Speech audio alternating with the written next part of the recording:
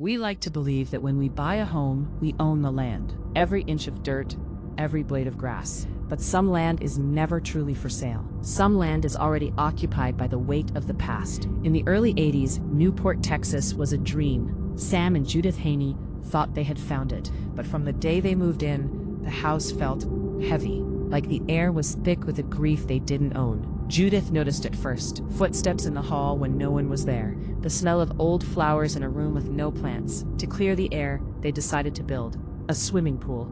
A place for joy in a house that felt sad. They had no idea the land had a name before it was Newport. It was called the Black Hope Cemetery. This was a freedom colony, a sacred space for Black families who had survived the unthinkable to finally rest in peace. In 1982, the digging began for a backyard pool. 4 feet down, the shovel hit wood, not a root, a coffin lid. Sam Haney looked down and saw them. 2 people, side by side, buried with a dignity the world had forgotten. On their frail fingers, they found 2 wedding rings. This was a husband and wife who had promised until death do us part. Legal records would later show the field superintendent was warned before construction even began. They knew the graves were there. They didn't stop. They didn't move them. They simply paved over the ancestors and sold the dream to the Haneys. The developers didn't sound surprised. They told the Haneys to just keep digging or move the wood. This was the true tragedy. The company knew the cemetery was there in the 70s. They just removed the headstones. They left the people. They paved over the ancestors to build a driveway. They chose profit over people. They wanted to honor Charlie and Betty, but by opening the earth, they had opened a door. The curse of Black Hope isn't about ghosts attacking. It's about the earth refusing to forget what was done to it. Soon the Haneys realized they weren't the only ones. The entire street was built on top of a secret. Next door, the neighbors were finding bones. Across the street, the shadows were getting taller. This wasn't just a haunting. It was a community of the dead trying to be seen by the living. If you don't honor the past will come looking for you.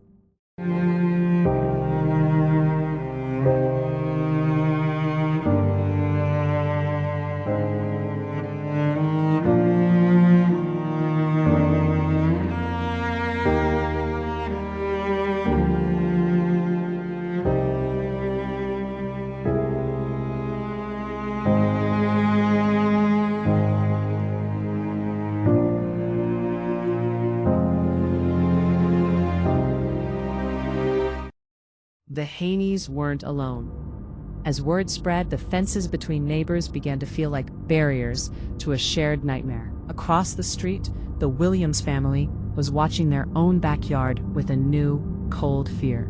They hadn't dug a pool, they hadn't moved the earth, but the earth was moving on its own. Small sinkholes began to appear, perfect rectangular depressions in the manicured lawns of Newport.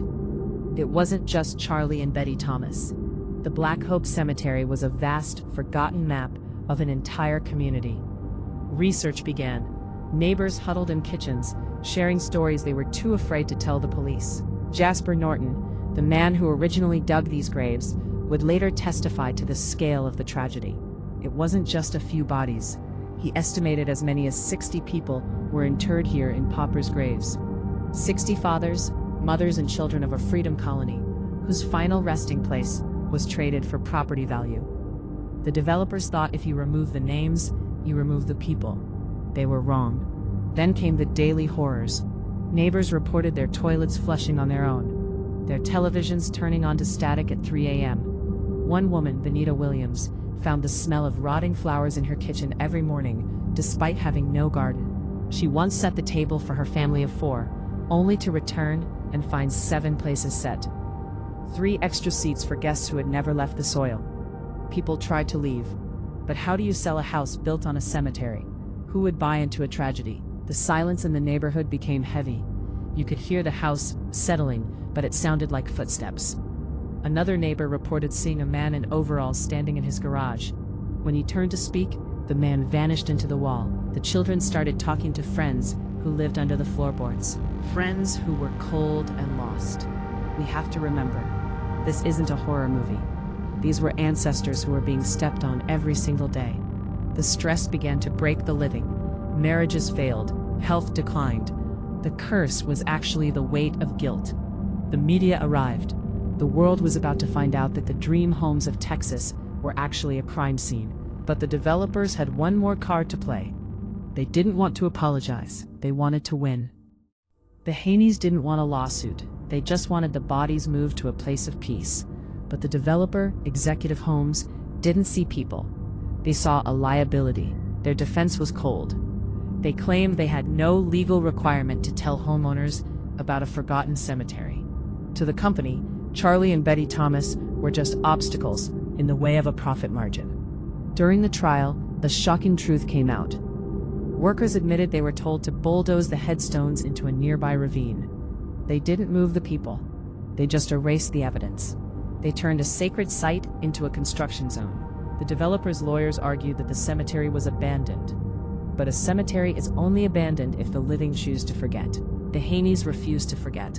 When the Haneys started talking to the press, the company tried to sue them for $500,000 for slander. They tried to bankrupt the victims into silence. They wanted to bury the Haneys' voices along with the Thomas family. As the legal war raged, the earth fought back. The Haneys' pool, the one that started it all, cracked in half. It wouldn't hold water. It sat there like an open grave, a constant reminder of the disrespect beneath their feet. Once the secret was out, the developers acted. Not out of heart, but out of legal necessity. They paid to move the bodies to a new cemetery.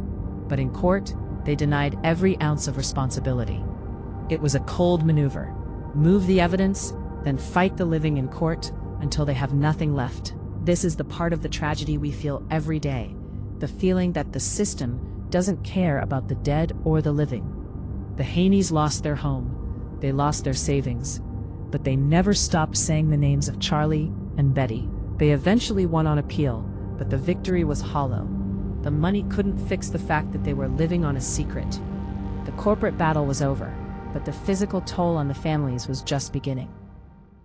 Stress doesn't just stay in the mind, it lives in the body. And in Newport, the air felt like it was poison. The Haneys and their neighbors began to experience a curse that doctors couldn't explain. Chronic fatigue, migraines. Judith Haney's health began to spiral. The woman who fought for the dead was now losing her own strength. We have to ask, was it ghosts, or was it the crushing weight of living on a crime scene every single day? The toll on the neighborhood was devastating, but for the Williams family, it was a nightmare. 6 members of the Williams family were stricken with rare cancers. Within just 6 months, 3 of them were gone. Judith Haney experienced something she couldn't explain. Her bedroom clock began emitting a strange electric blue glow. When she went to check it, she realized the cord was unplugged. The machine was dead, but the light remained.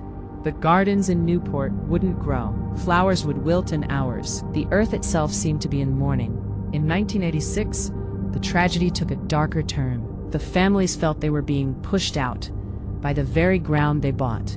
One by one, the pioneers of Newport began to pack. They weren't moving to a bigger home. They were fleeing. They left behind their life savings. They left behind the dream, because you cannot win a war against the soil. The Haneys were the last to hold out. They felt a duty to Charlie and Betty, but the house was becoming a tomb. Judith Haney eventually said, "The dead don't want us here, and I don't blame them." They walked away from everything. The corporate battle had drained their wallets, but the land had drained their souls. The subdivision of Newport became a ghost town within a city, a monument to what happens when we ignore history.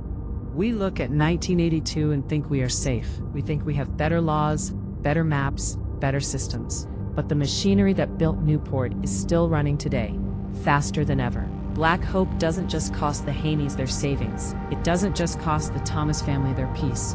It costs all of us the truth. In 2024, we are obsessed with curating our lives. We pave over our mistakes. We delete the parts of our history that make us uncomfortable. But when we choose profit over people and convenience over memory, we lose our foundation. Black hope is the price of our silence. It is the proof that you can build a palace on top of a lie, but you will eventually have to sleep in the rot. It costs us our humanity, because if we are willing to step on the dead to build a driveway, we have already lost our souls. The real tragedy isn't that Black hope happened in 1982. The tragedy is that right now somewhere, it's happening again. In the end, the houses of Newport were just wood and nails, but the souls beneath them were eternal. We honor the 60 people Jasper Norton laid to rest. Their names may be lost to us, but their presence is felt in the soil. We remember the husband and wife found in the Haney's yard, the ones who still wore their rings after 50 years in the dark. The developers moved the bodies, but they couldn't move the memory of what they did. Black hope costs us the belief that the system will protect the vulnerable. It reminds us that history is never truly moved, it is only waiting to be told. To the 30 souls of Black Hope, may your names be spoken, and may your rest finally be undisturbed. Charlie Thomas, Betty Thomas, members of the Jasper family, and those known only to God.